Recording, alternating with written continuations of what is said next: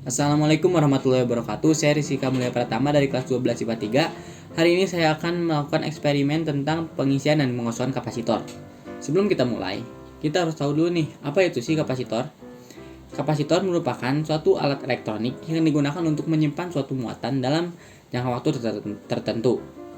Nah, pada dasarnya kapasitor itu merupakan dua keping logam yang dipisahkan oleh suatu jarak, yang di tengahnya diselipkan suatu isolator yang disebut dielektrik. Nah, contoh kapasitor dalam kehidupan sehari-hari itu apa sih? Contohnya itu yang paling simpel adalah baterai isi ulang. Itu merupakan salah satu contoh kapasitor. Namanya juga kapasitor ya, berarti ada kapasitas.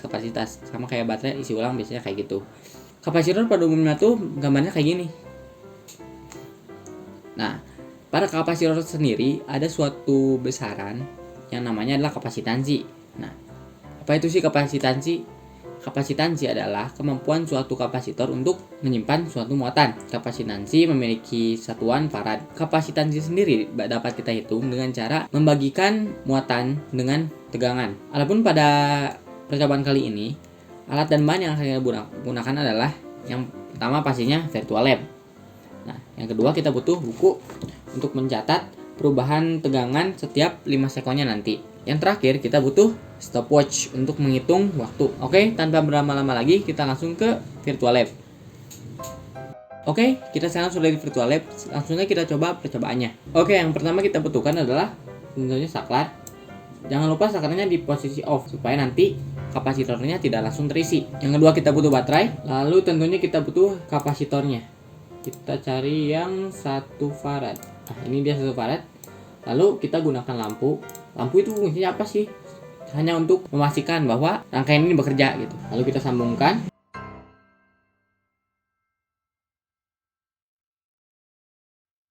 Nah, jangan lupa kita taruh voltmeter di kapasitornya. Dan juga ampere meter. Nah, sekarang sebelum kita nyalakan saklarnya, kita siapkan stopwatch-nya dan hitung setiap 5 detik. Contohnya seperti ini. 1, 2, 3.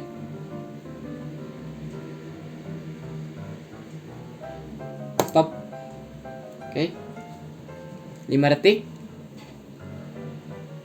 Terisi 7,92 volt. Sekarang kita catat di sini untuk 5 detik 7,92 volt. Lanjut lagi, 5 detik lagi. 1, 2, 3. Stop. 10,5 volt dalam waktu 10 detik. Kita lanjutkan sampai kapasitornya penuh.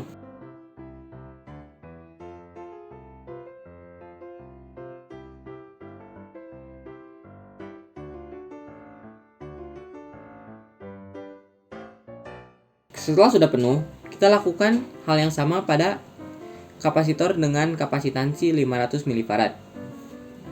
Oke, kita mulai lagi. Oh iya, sebelum itu akan saya jelaskan dulu. Tadi kita lihat bahwa saat mendekati penuh, voltase dari kapasitor tersebut akan semakin melambat mengisinya. Nah, kenapa bisa demikian? Hal ini karena muatan yang sudah ada di dalam kapasitor tersebut melawan masuknya muatan-muatan yang akan masuk ke dalam kapasitor tersebut. Oleh karena itu, pengisiannya saat akan mendekati penuh akan semakin lama. Hal ini bisa kita lihat pada saat kita mengecas HP. Saat kita mengecas HP itu dari 20% sampai 90% itu cepat, tapi saat dari 90 sampai 100% itu akan membutuhkan waktu yang lebih lama. Itu contohnya. Kita lanjut lagi ke yang 500 mF. Kita lakukan hal yang seperti tadi. Setiap 5 detik kita hitung. Dari sini kita bisa lihat semakin terisi suatu kapasitor, maka arus pada kapasitor tersebut akan semakin berkurang dan juga pengurangannya akan semakin lambat. Kenapa? Hal ini karena arus dihambat oleh tegangan yang ada pada kapasitor tersebut. Dan kita tahu bahwa semakin tinggi tegangan, maka hambatan pun akan semakin tinggi dan arus akan semakin kecil. Oke, sekarang kita tinggal lakukan pengosongan kapasitornya. Kita mulai dari yang 1 farad. Nah, untuk mengosongkan kapasitor, pastikan saklar dalam kondisi off dulu. Lalu kita singkirkan baterainya. Kita sambungkan lagi kabelnya.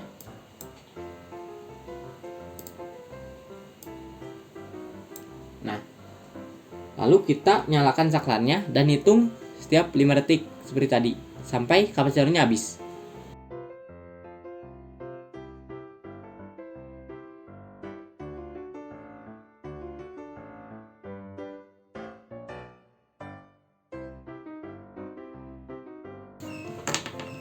Oke, bila kita sudah selesai dengan yang 1 farad, maka kita hitung juga yang 500 milifarad untuk pengosongannya.